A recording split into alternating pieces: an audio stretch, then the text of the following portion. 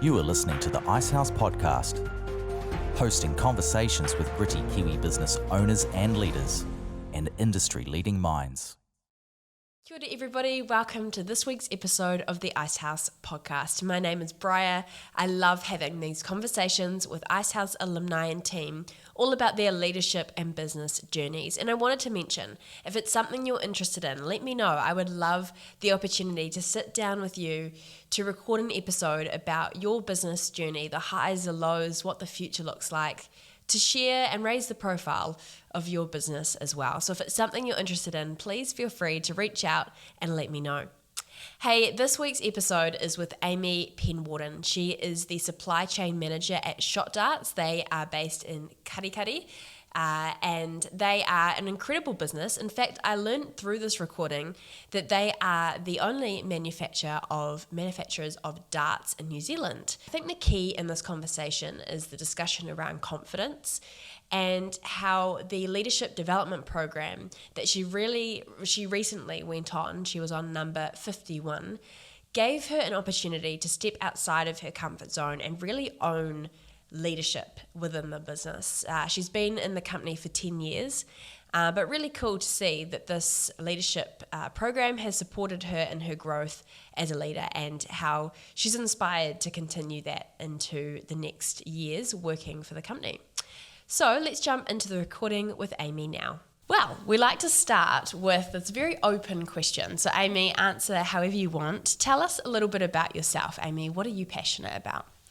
I think that it would just come off the top of your head, but I guess family and friends is my key passion. I have a son and we just like going out and doing things outdoors together. I'm quite looking forward to the warmer weather arriving. Yes, bring it on. You can get out there and do some fishing, paddleboarding, just anything outside. Cool, really. That's really fun. I love that. And to give us a bit of understanding and context to what you do at Shot Darts and just day-to-day life, what does a day in the life of Amy look like? I have to get up and have a cup of tea. Yes, nice. So no coffee? No, I'm not a coffee drinker. I envy you, that's amazing. Yes, a cup of tea. Do like to make a cup of tea, and we have a view of a Como, so it's nice. I get up in the morning and I just sit there and have my moment before all the chaos and get up, get ready. I'm lucky I live only like a couple of minutes around the corner from work, so the commute is not at all bad. That's great. Get up and get started. Every day's different. There's, as weird as it sounds, darts does different things. Yep. And then come home and try and do something with family, and hopefully at the end of it, if it's been a good day, sit down with a glass of wine. Love it. Nice. I love that. Good end. That's cool. I want to hear a little bit more about what fulfills you in your role. So you're the supply chain manager at Shot Darts. Tell us a little bit about the company, first of all. How big are you? SME? What do you guys do? Just give us a bit of context to this, because I was saying to you before, I haven't recorded someone from this industry before, so I'm quite excited to learn more. No, we're actually the only dart manufacturer that manufactures all in-house in New Zealand. Wow. So that's really special. Wow. They've started in 1970, so we're just over 50 years, which is, again, being a part of and a family-owned business. And you really feel it too, like the family feel. Yeah. It's grown a lot since I've started and a lot of changes. I think we're about 34 or something staff now. It does range from, we've got our factory in Karikari, and then we've got a warehouse over in the States, and then we also have another sales guy over in the UK. So we're quite broadened. Yeah, quite an international team, and we'll get into that soon, but you would have seen that growth, right, having been at the company for 10 years? Yeah, definitely. So that's quite cool. That's very cool. And so before we get into what you specifically do at Shot Darts, can you give us a little bit of an overview into your career? How did it lead to that company and then that job? I didn't start out thinking when I finished school that I'd be in the dart industry, but I... Did you grow up locally? I did. I grew up in Tauranga, went to Tauranga Girls College. Awesome. And then just sort of worked in admin office roles, and then we moved to Australia for about 4 years and come home about just over 10 years ago. And we stayed with family that was in Karikari and never thought we would move and stay and work there. Yeah. So always thought we'd end up back in Tauranga, and ad come up in the paper, and I applied for it. So Wow. started off as just admin role, and then through people leaving and changes happening, obviously got growth and went into the supply chain role. Wow, that's so interesting. And then, give us a bit of context too. So obviously a global company, exporting externally. Tell us a bit about your role as supply chain manager. What do you do specifically in your day-to-day? As you know, there's one role. Yeah. But you have like many hats. But with the supply chain, it's I deal a lot with overseas, China and Taiwan. That's actually what's really interesting about it too. Liaising with them, shipments. So obviously it doesn't just come out of New Zealand. They go direct from China as well, and then coming to New Zealand. Yeah.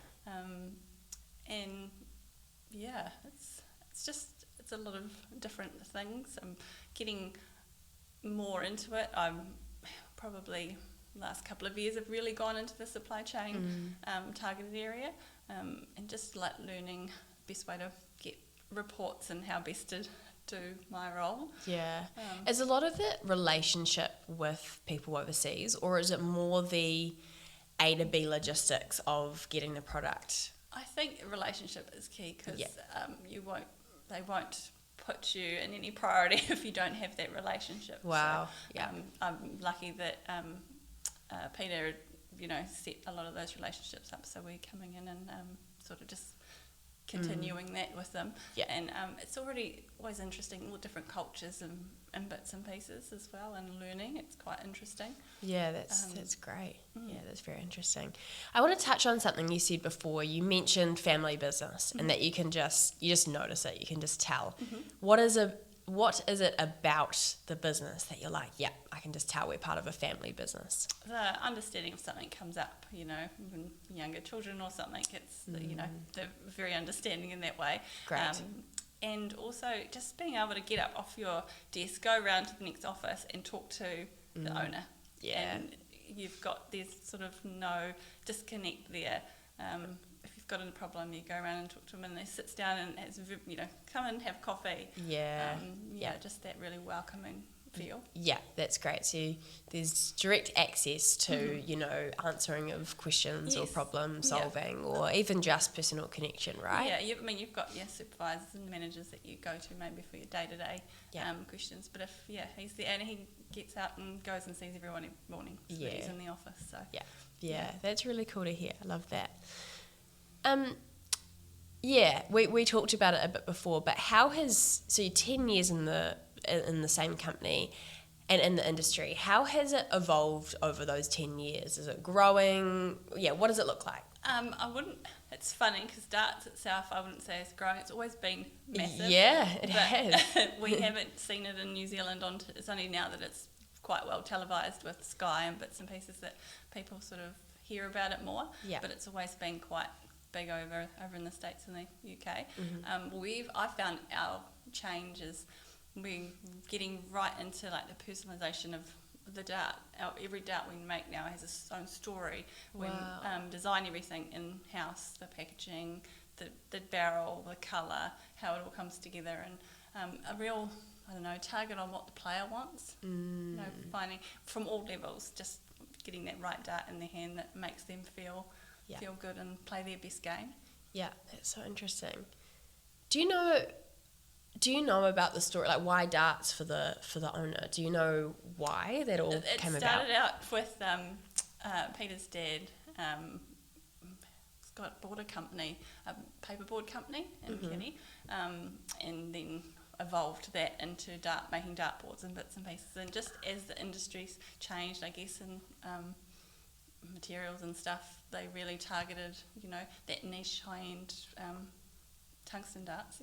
Yeah, just sort of moved, and also obviously all the accessories and bits and pieces that come with it. But I guess they had a passion at some point, and Yes, no, it's cool. But the players are really cool. Have you been to a dart competition before? I've been to the one in Hamilton. Yes. Yeah. Nice. I watched that for the first, I don't know how, but it was on our TV at home and I actually got hooked. Like I saw someone with, is it Johnny Tata or something? Anyway, there was a player and I was like really gunning for him, really wanting him to win. But the entrance songs were so awesome and like the actual performance level or production level, of the competition was so interesting, and it was so cool to have it on TV and to have it more accessible to your everyday viewer. I thought it was quite fun. Yeah, and they really get into it, and the crowd does too. It kind of reminds me of the Sevens. Yes, the crowds everyone's dressing up and get great environment. Yeah, so much fun, so cool. I love it. What is the Shot Tribe? I did a little bit of research into what you guys do.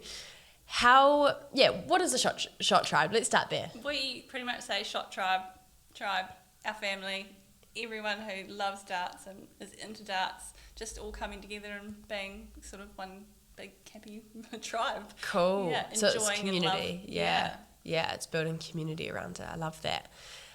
Is your love for darts, has that developed over time too, or did you really love it from the first day you started? I definitely am more into it now. Yeah. But we have a board at home, and but obviously I don't play professionally. But I definitely love playing on the weekends of friends or bits and pieces. It's and I get into the colour of my dart, and yes, I like the look, the design feature, the aesthetic. Yeah, that's really fun. I love that.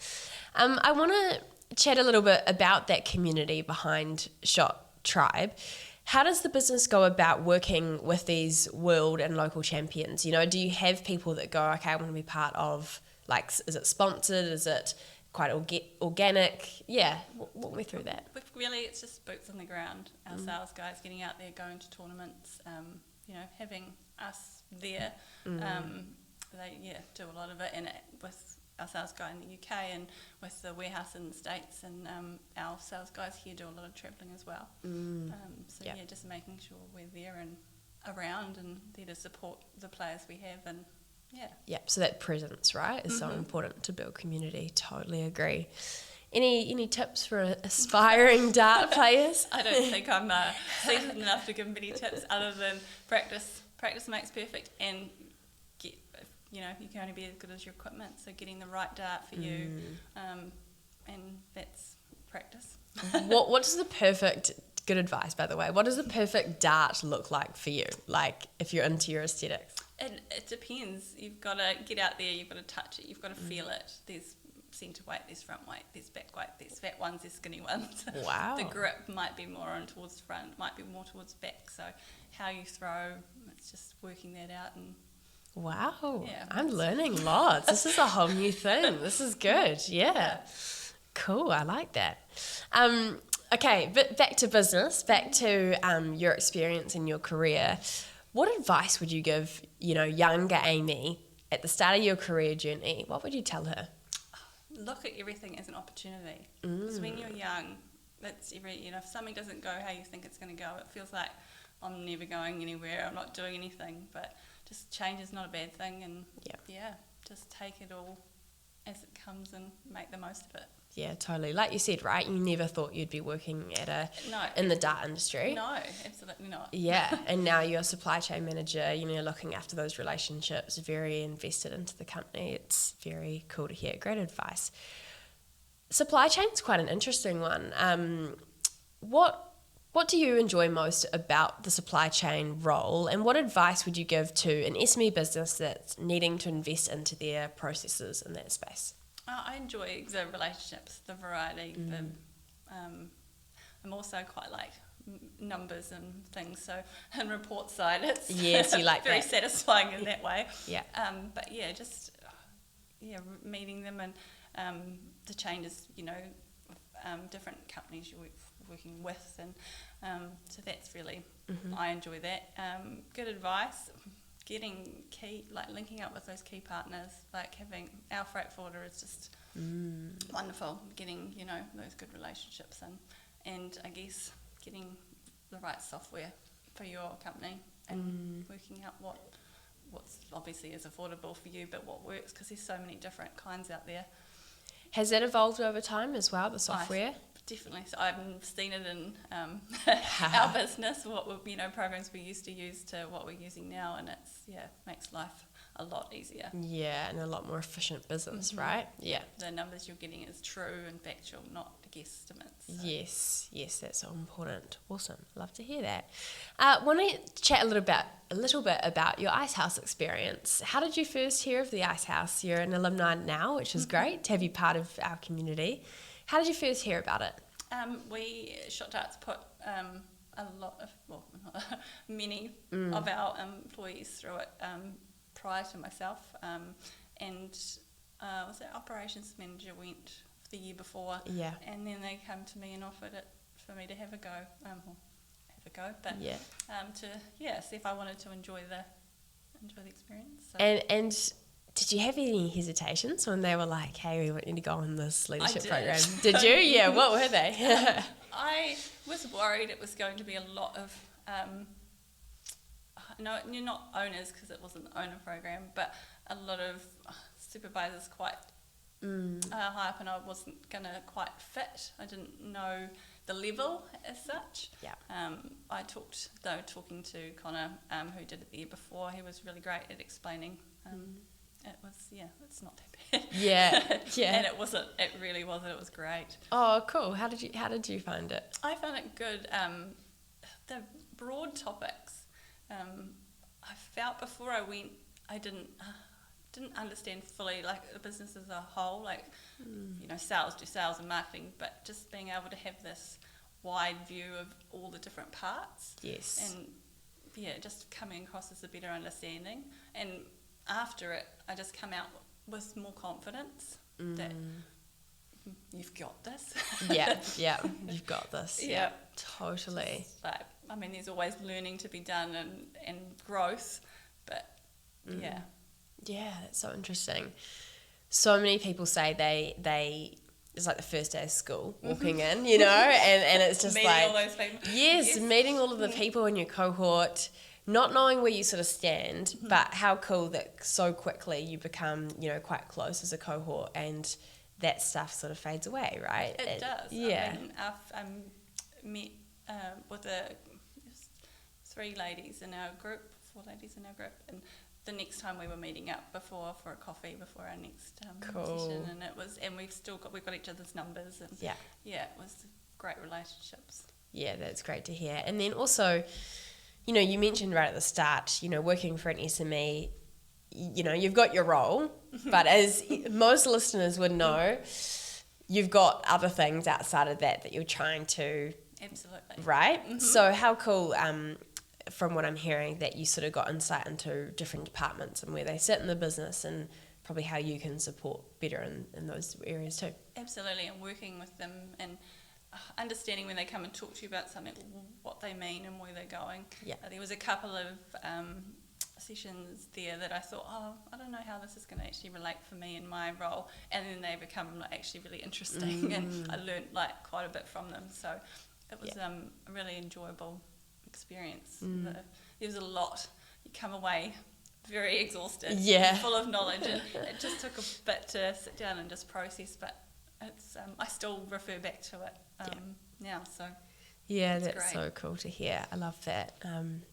That's very relatable, especially the confidence piece. I think a lot of people they were surprised by the fact that it supported their confidence or made them feel more confident in their role. Did you find that? Yeah, that was a key thing for me out of my findings, is just being more confident in yourself, and then it's okay to delegate, and learning that you can't take it all on yourself. And has that been a journey then, now coming back to reality, or back to the back to the job, the leadership position, to put some of these key learnings into practice? Has that been challenging, empowering?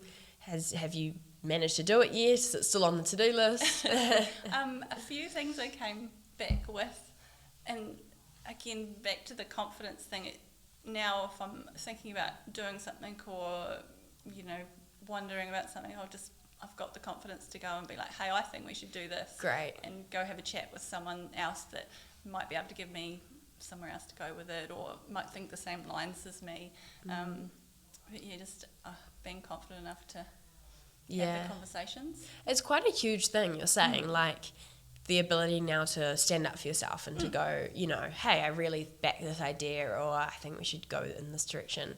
Do you remember what the aha moment was in the program that led to that, or was it a mixture of many things? I think a mixture, because there was just so many different sort of sessions with different people that sort of then all come together, and you'd sit after, say, the first block and what you did, and then the second block was sort of just build on that, and then the third block as well. So it was we did one on the third block, I think, with resilience, and found that quite just learning the better times of the day to do certain tasks. And, I mean, it all seems common sense, but you forget.